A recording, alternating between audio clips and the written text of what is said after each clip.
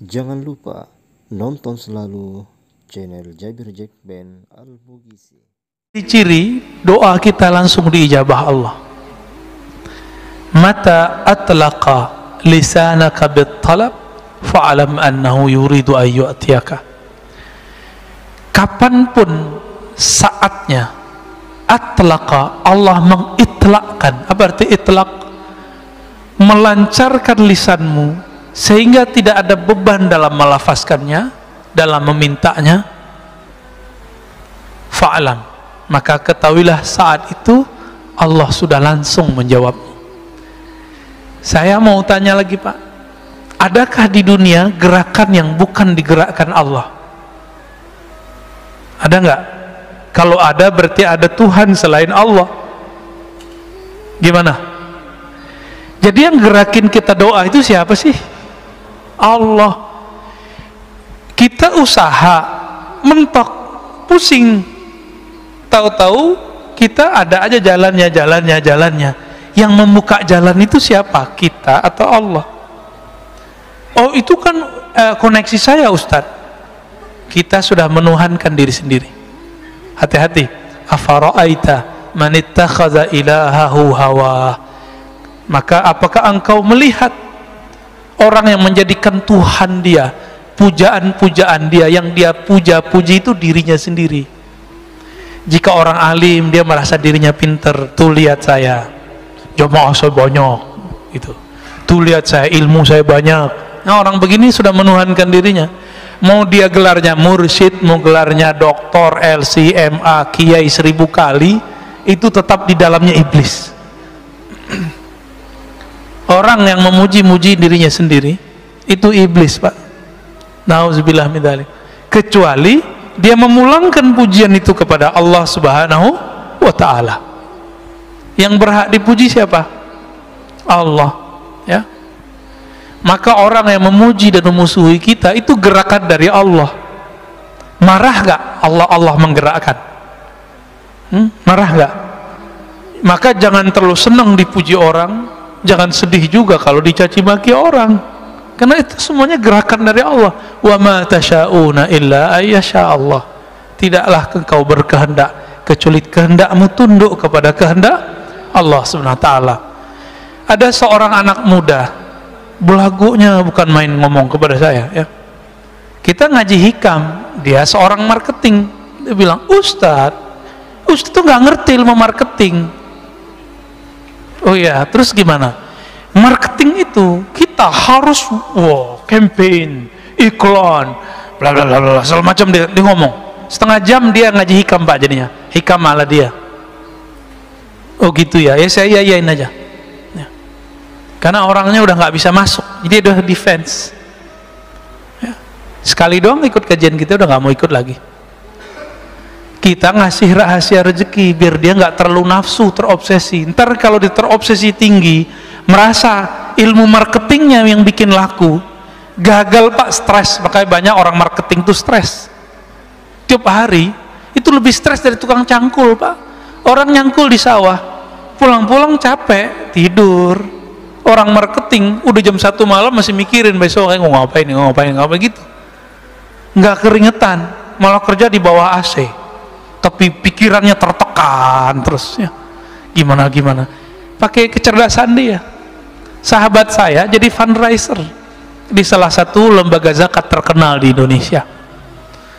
Orang tamatan kuliah dakwah, Pak, nggak ngerti ilmu marketing versi ilmu marketing konservatif sekuler, konvensional lah istilahnya, ya. Karena sekarang ada istilahnya bank hukum positif, bank konvensional gitu, ya. Ini nggak punya tuh ilmu begitu. Tapi ketika dia jadi direktur fundraising, kenaikan fundraising itu melewati direktur sebelumnya yang ahli manajemen dan ahli marketing. Saya candain, Tat, ente pegangannya apa gitu? Ente pakai pelet ya gitu? Candainnya, Pak.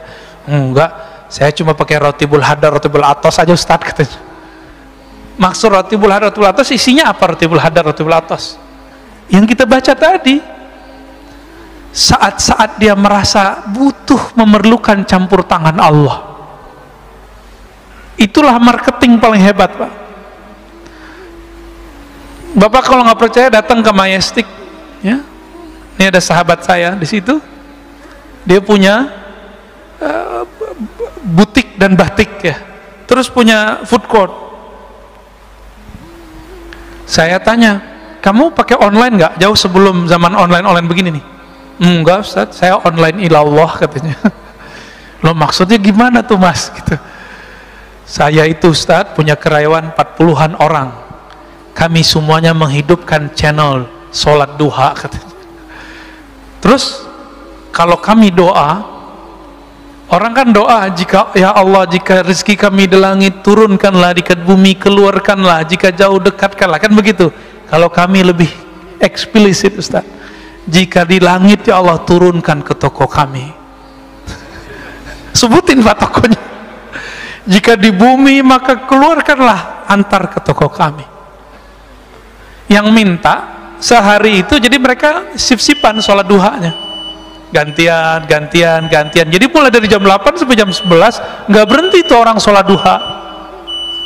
Mirip-mirip seperti ahbab tabligh, kalau mau jauh lah ada ahli zikirnya di pojok masjid. Serius, sama lah, ini marketing langit ini. Bisa begitu, dan ada aja yang datang. Dia beli batik 80 juta, Pak, kain doang udah robek dikit tuh, dibeli 80 juta. Kata istrinya, ente bahlul juga ya, ngapain dibeli begini-ginian gitu, kira-kira terjemahan bahasa aneh loh ya, bukan bahasa beliau. Tahu-tahu udah lama dia nggak minat mau dijual, tapi feelingnya ini sudah ada sahibnya nih yang bakal jadi tuan ini. Ternyata tiba-tiba ada orang Chinese datang, dia lagi nyari batik-batik lama yang dulu apa istilahnya ya, ditulis oleh moyang-moyangnya dulu. Ketemu berdesir, ditawar, Pak, 2 kali lipat, dilepas. Tadi 80, sekarang jadi 160, ya, kurang-kurangan dikit lah. Kenapa? Online ilallah. Orang nggak mau mikirin yang begini. Cuma 3 tahun kebeli sekian toko dia. Di depannya orang jualan udah 20 tahun begitu-gitu aja. Pak masih pakai gerobak. Kita nggak ngeremahin siapa-siapa, Pak.